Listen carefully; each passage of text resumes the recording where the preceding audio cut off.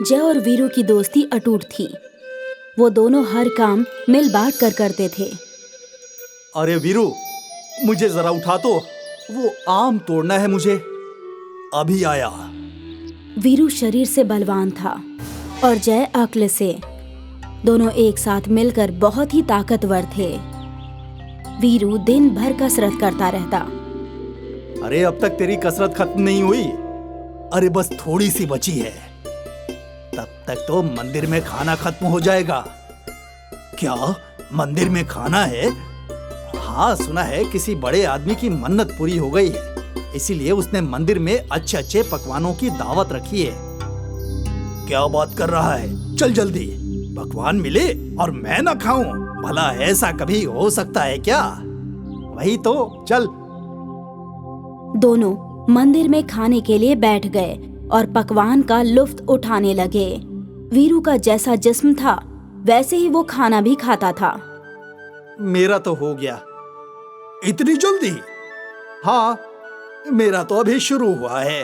अब तो मैं और खाऊंगा। हाँ हाँ, खा ले, मैं यहीं बैठता हूँ। जितनी चीजें वीरू की थाली में परोसी जा रही थी वो सब वो झट से चट कर जाता था। कई लोग खाकर उठ गए, नए लोग बैठ भी गए, लेकिन वीरू अभी तक खाना खाए जा रहा था। आखिर करीब 1 घंटे के बाद उसका खाना खत्म हुआ। चल भाई, अब चलते हैं। तेरा पेट भर गया ना? हाँ हाँ बिल्कुल। और फिर दोनों दोस्त वहाँ से निकल गए। वो लोग वीरू के घर के बाहर बैठे थे। मुझे अब तक कोई काम नहीं मिला। ऐसे ही चलता रहा तो मेरा घर कैसे चलेगा? इसीलिए मैं तुझसे कहता हूँ, तालीम हासिल करने के साथ थोड़ी कसरत भी कर ले। अगर तेरा भी जिस्म ताकतवर होता तो तुझे कोई ना कोई काम मिल ही जाता। मुझे तेरे जैसी मजदूरी नहीं करनी। कम से कम मेरे पास काम तो है। क्या फायदा हुआ तेरी इतनी तालीम का जब तेरे पास कोई काम ही नहीं है? अब तो कुछ सोचना पड़ेगा। जब भी जय अपने घर जाता तो उसकी बीवी उसे काम के लिए ताने कसने लगती। लगता है आज भी तुम्हें कोई काम नहीं मिला। मैं ढूंढ तो रहा हूँ, उम्मीद है जल्द ही मिल जाएगा। यही मैं कितने रोज से सुन रही हूँ। अब तक तुम्हें कोई काम नहीं मिला है।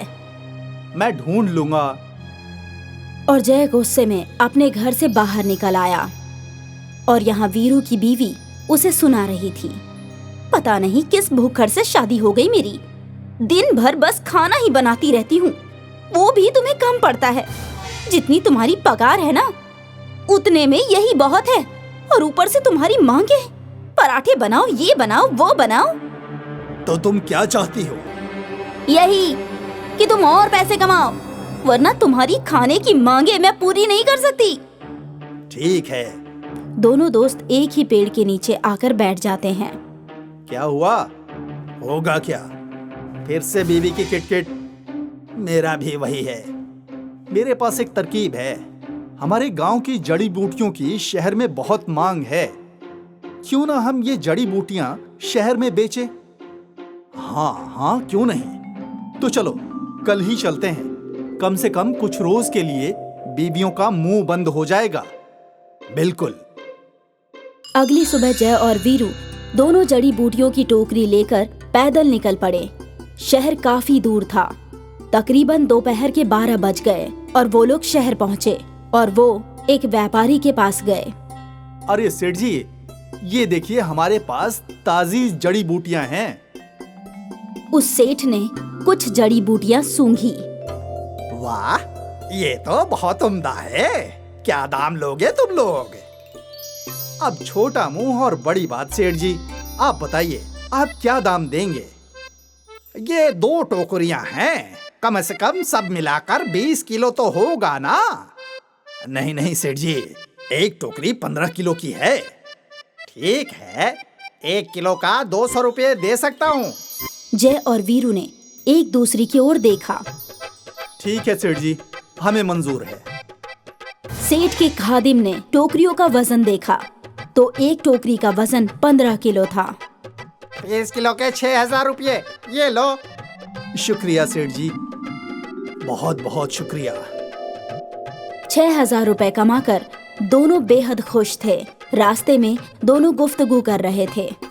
ये कारोबार तो बहुत अच्छा है। 2000 की जड़ी बूटियों के हमें 6000 मिले, मतलब 4000 का मुनाफा। हाँ बिल्कुल, 2000 मेरे और 2000 तेरे। ये ले, इन बचे हुए 2000 से हम अगली बार वापस जड़ी बूटियां खरीदेंगे।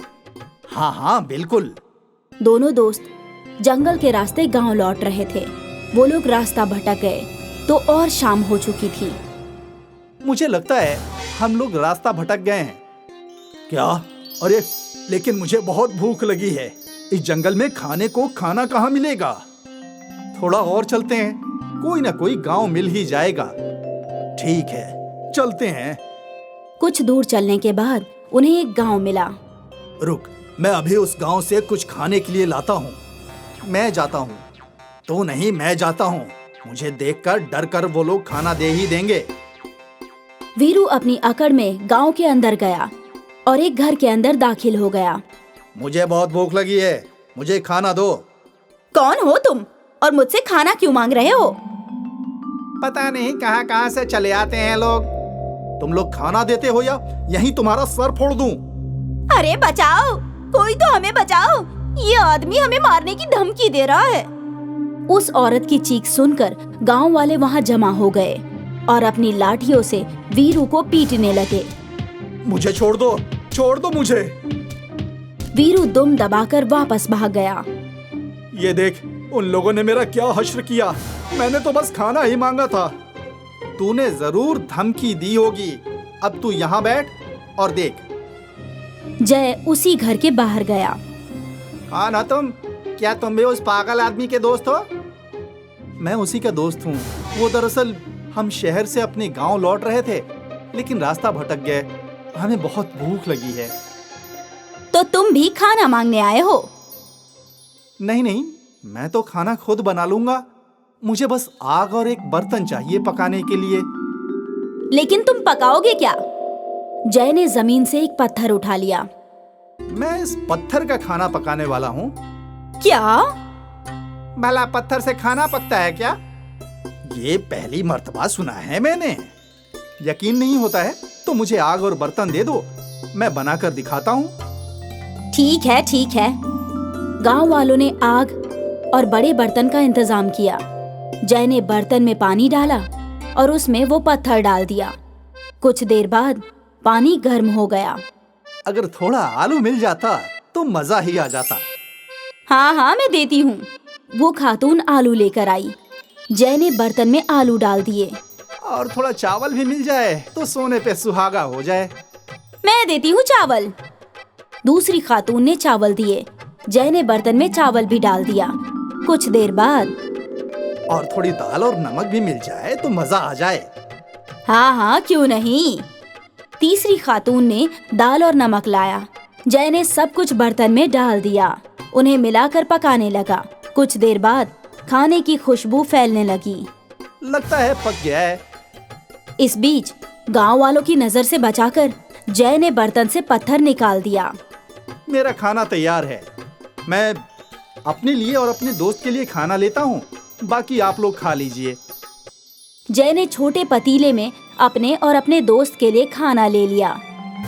आप सबके लिए काफी खाना है। उसके जाते ही गांव वाले पत्थर का खाना चखने लगे। मुझे नहीं पता था कि पत्थर से इतना मजेदार खाना बनता है। हाँ, इस आदमी ने तो करिश्मा कर दिया। गांव वाले हैरान थे और जय बहुत खुश था। जय अपने दोस्त के पास पहुंचा। देखा मेरे दिमाग का कमाल? हाँ, और मैं ये भी समझ गया कि ताकत से ज्यादा अक्ल ताकतवर होता है। अब जल्दी से मुझे खाना दे दे, मुझे बहुत भूख लगी है। ये भूख मुझसे बर्दाश्त नहीं हो रही। हाँ, मैं जानता हूँ। ये ले खाना। जय वीरू ने मिलकर भर पेट खाना खाया और जय ने साबित कर दिया कितनी भी बड़ी मुश्किल क्यों न हो, अगर हम अक्लमंदी से काम ले तो हर मुश्किल हल हो जाती है।